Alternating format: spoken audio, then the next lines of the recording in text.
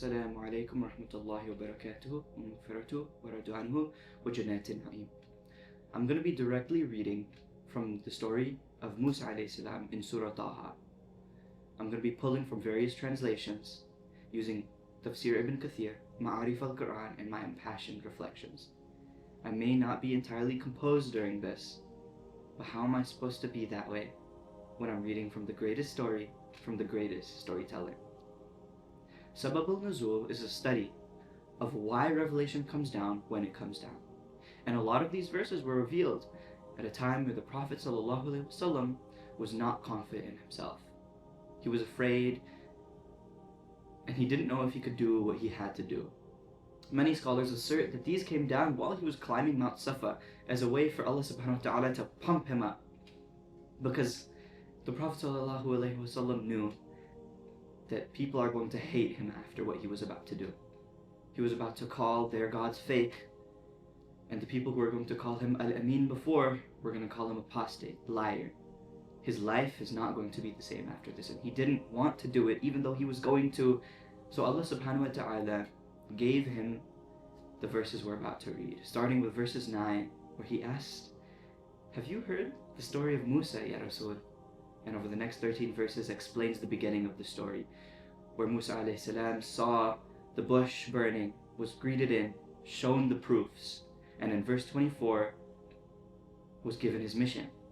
Go to Fir'aun, for surely he has become a tyrant.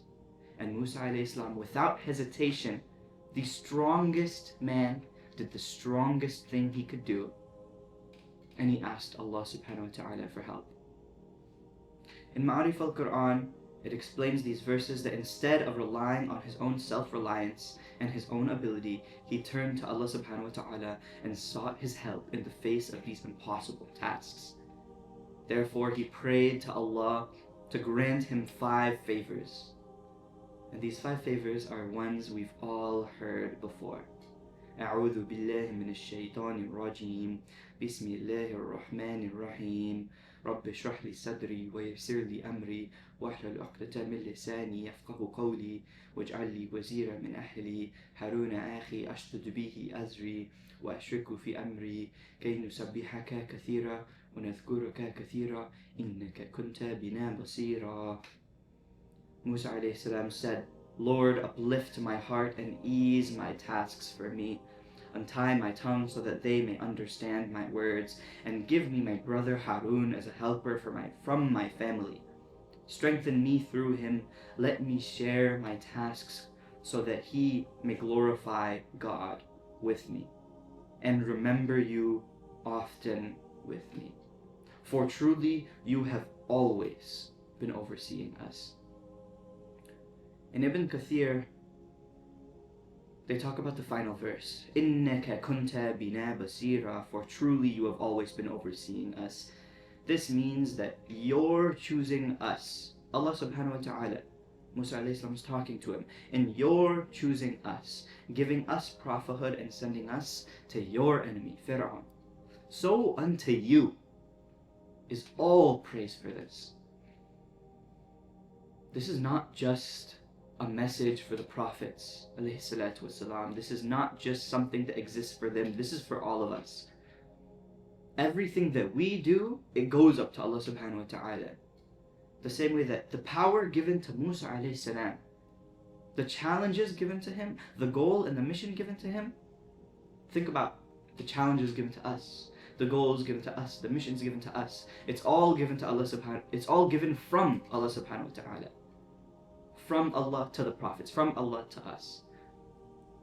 The function is the same. We are deeply relatable to the prophets, if you think about it that way. Allah subhanahu wa ta'ala gave us all our strengths. It's not some magic superpower. Well, it is a magic superpower, but it's the same one. It's Allah subhanahu wa ta'ala's power.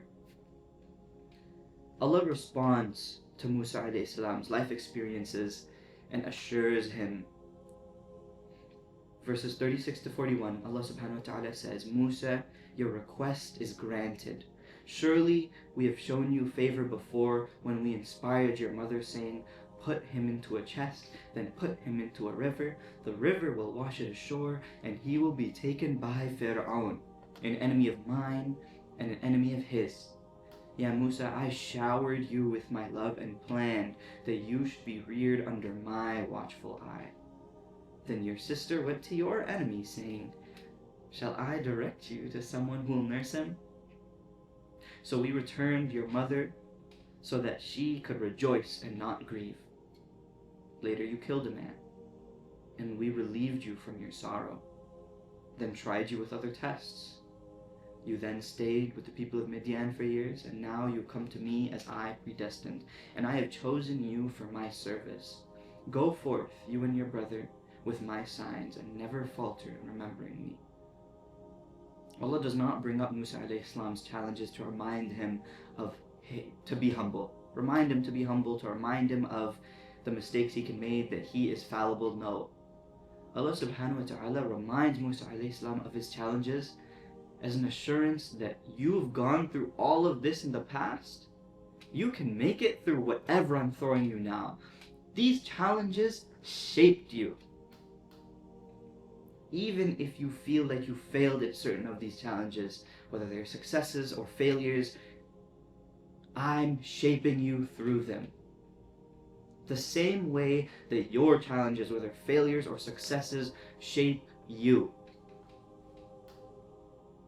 Whatever failures you're going through in the past, or whatever perceived failures you're going through right now, they're shaping you for what you're dealing with.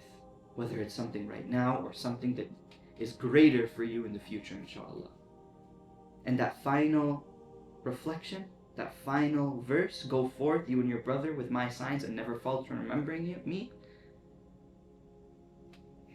If we remember Allah in our challenges, we should understand that He's watching over us, the same way He watched over all of the prophets. A calm assurance that we can do whatever it is in front of us. Later on in Surah Taha, verses 61 to 67, he's confronting Fir'aun. Something crazy happens. Musa warned the magicians, woe to you, do not fabricate a lie against Allah, or He will wipe you out with a torment. Whoever fabricates lies is bound to fail. They said, Ya Musa, either throw first, or let us be the first to throw. You throw, said Musa. And lo and behold, through their sorcery, their ropes and staffs seemed to be slithering. Seemed to him to be slithering. So Musa concealed fear within himself. But we said, do not be afraid. It is certainly you who will prevail. Throw down what is in your right hand. It will swallow up what they have produced. They have only produced tricks of a wizard, and a wizard will never prosper wherever they go. Then the wizards all flung themselves down in prostration, crying, we believe in the Lord of Harun and Musa. Ma'arif al-Quran explains that he's not afraid of the snakes, he's not afraid for his safety, he's afraid of failure in this moment. And it is extremely clear to make sure that you understand that fear is in no conflict in any way with his prophethood. You can be a prophet and you can be afraid, because they are not infallible. They are not wearing some impervious armor. They are human like us. They feel what we feel. And Musa alayhi salam in this moment was afraid. He was afraid that he had already lost the audience. He was afraid that he didn't have the power to convince them and to complete the mission Allah subhanahu wa ta'ala gave him. Okay, wait, can we take a step back for a moment? This is Musa alayhi salam. This is the man who, when he wanted to talk to Allah subhanahu wa ta'ala, he said, let's do this face to face. Allah said, I don't think that's a good idea. He's like, nah, I'm sure I want to talk to you face to face. And we all know what that led to. This is the man, when the angel of death came to him, some scholars say he punched the angel of death. He pushed him aside. He pushed the angel of death aside. He said, you're not taking my soul right now.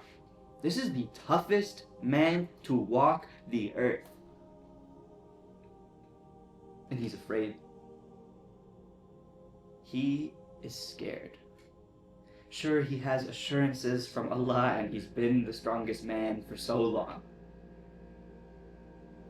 But just like you and me, he sees these illusory snakes in front of him and he's afraid. Those illusory snakes, he sees that as a challenge that he does not know if he can overcome, just like our challenges for us are illusory snakes. We look at them and we say, I don't know if I can do that. The same way Musa alayhi salam looked at them and said, I don't know if I can do that. And so, when he was in that moment of uncertainty, what did Allah subhanahu wa ta'ala say to him? Certainly you will be the ones to prevail. Jazakallah khair.